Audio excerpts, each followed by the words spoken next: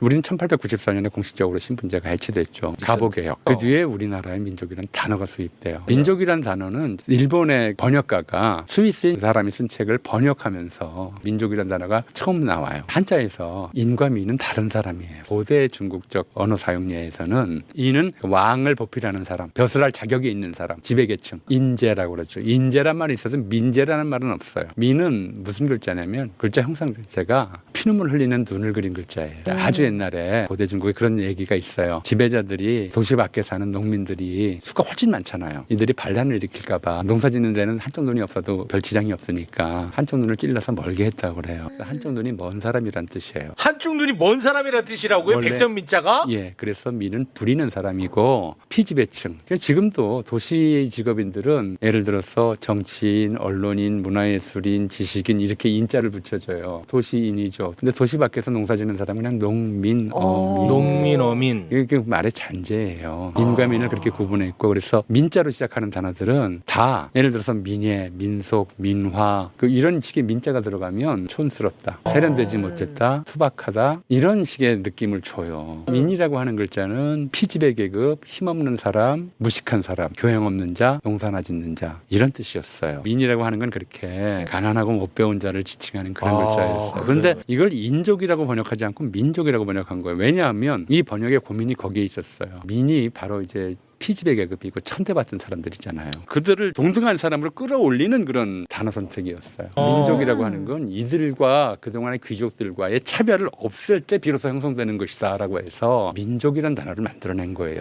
그거 잘한 거네요. 잘한 좋은 거죠. 의미고. 그렇죠. 이 단어가 1899년에 양계초라는 사람을 통해서 중국에 전래되고 중국에서 이 양계초라는 사람이 책을 쓴 게 다시 한국으로 들어와서 우리나라에서는 1900년에 처음으로 민족이라는 단어가 사용돼요. 이 민족이라는 단어를 사용하면서 이게 무슨 뜻이냐를 가지고 이제 한국 내에서는 이걸 쓰면서도 고민을 좀 했었죠. 정의에 대한 고민이 있었군요. 네. 그래서 민족과 국민은 어떻게 다르며 민족과 인종은 어떻게 다르며 뭐 이런 걸 가지고 이제 고민을 했고 인종과 헷갈리기도 했어요. 그랬다가 1904년에 러일 전쟁이 일어나면서 그리고 이제 일본이 사실상 우리나라를 점령하면서 이 민족의 단어가 명료하게 인지되기 시작해요. 인종이라고 하는 문제를 이게 같은 뜻이라고 본다면 일본과 한국은 같은 인종이에요. 인종은 같은 황인종이죠. 네, 황인종. 백인종인 러시아와에 맞서서 같이 싸워야 된다는 생각을 할 수도 있었던 거죠. 근데 막상 1904년에 러일 전쟁이 일어나고 일본이 한국을 사실상 점령하고 그다음에 1905년 울산의격으로 국권을 빼앗고 이런 일을 겪다 보니까 이게 민족이구나. 인종과 민족은 다르구나. 일본인들이 우리의 가장 심각한 국권을 빼앗고 우리를 위기에 몰아넣고 우리를 노예로 삼으려고 하는 가장 큰 적이다라고 이제 생각을 하게 된 거죠. 인종과 민족이 완벽히 다른 거라는 걸 그렇게 깨닫는다. 그때 깨달아요. 우리가 민족 형성되는 과정에서 가장 심각하게 맞닥뜨린 적이 일본이었어요. 그러니까 이제 한국 민족주의는 속속상 반일일 수밖에 없어요. 일본인들의 자의식을 구성하는 것이 두 가지였어요. 하나는 유럽에 대한 동경, 미국과 유럽에 대한 동경. 우리도 저렇게 돼야 된다라고 하는 동경의식이 하나 있고요. 하나는 한국과 중국에 대한 혐오. 우리가 유럽과 미국에는 뒤처졌지만 조선과 중국보다는 앞섰다. 중간자적 위치를 자기들이 스스로 설정한 거예요. 일본인의 이제 민족적 자부심을 뒷받침한 거는 늘 한국과 비교하는 거예요. 비교를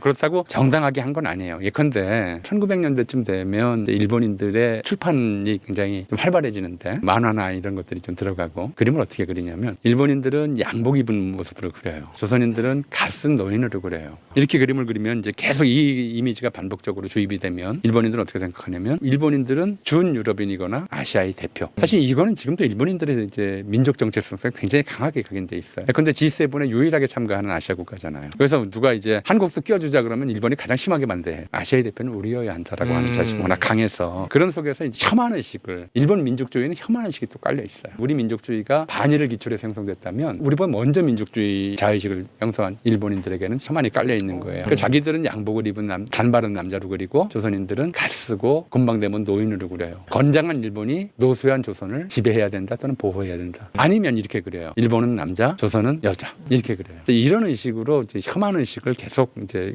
고취하면서 일본 민족주의가 형성되는 거예요. 뉴라이트는 반일 종족주의라고 썼어요. 책 제목이 그래요. 한국인들의 이 반일 민족주의를 민족주의로 인정하지 않는 거예요. 네. 민족주의로서의 이른바 긍정적 자기 인식이 없고 일본에 대한 반대만 남아 있으니 종족주의다 이렇게 보는 거거든요. 한심하다 이거죠. 예, 한심하게 네. 보는 건데 예. 지금 이 국적 논란도 마찬가지예요. 우리가 만약에 1945년에 일본이 패전하지 않고 계속 일본의 식민지로 남아 있었다면 지금쯤 어떻게 됐을까? 한국 종족이 없어지고 일본 민족으로 통합됐을 것이다라고 생각을 하는 거예요. 또 그게 바른 방향이었다고 보는 거예요. 일본에 통합되었어야 한다. 그리고 이제 북한을 적대하면서 이제 일본과의 통합을 좀 강조하는 그런 좀 입장이거든요. 우리가 북한에 대해서 하나의 민족이다. 그리고 이제 남북을 이어주는 중요한 이제 역사적 경험의 고리가 그거였어요. 우리 근대 민족 형성 과정에서부터 일본에 맞서 싸우면서 우리가 하나의 민족으로서의 정체성을 확인해 왔다. 반일 민족 운동을 통해서 독립 운동을 통해서 우리가 하나의 민족이라고 하는 것을 느껴왔다. 우리가 지금 이 현 시대를 살아가는 사람들 중에 뉴라이트 같은 경우에는 반일보다는 오히려 반공 예. 뭐 이런 게 굉장히 더 확고하잖아요. 그렇죠. 그럼 민족성은 어느 정도 같아야 되는데 그거 어떻게 그렇게 분화됩니까? 그거를 이제 분화시키려고 하는 거예요. 한일을 다시 합치고 아직까지는 네. 우리 사회에서 그렇게 생각하는 사람들을 보면 독도는 일본 땅이다라고 주장하거나 3.1절에 일장기를 내걸거나 아직까지 이런 사람들이 해괴한 사람이죠. 극소수죠. 근데 늘어날 수 있어요. 늘어날 수가 있고 늘어난다면 특히 이제 이 정부에서 추구하고 있는 이 정책 또 인사 이런 걸 보면 어떤 생각들을 심어주냐면 반일은 시대착오적이다. 맞죠? 촌스럽고 구시대적이다. 그리고 이거는 우리 국익에 도움되지 않는다. 친일이 세련된 것이고 친일을 해야 주류의 편이 될 수 있다. 이런 메시지를 계속 주고 있는 거예요. 맞습니다. 우리 사회 주류는 이미 친일이다. 그럼 이제 친일적 사고를 가는 사람들이 급속히 늘어나고 이럴수록 이제 민족 이주라는 심해지고 이건 장기적으로 봤을 때 통일은커녕이고 분단을 연구할 뿐만 아니라 한반도 북쪽 땅을 중국이나 러시아 땅에 떼주는 이런 좀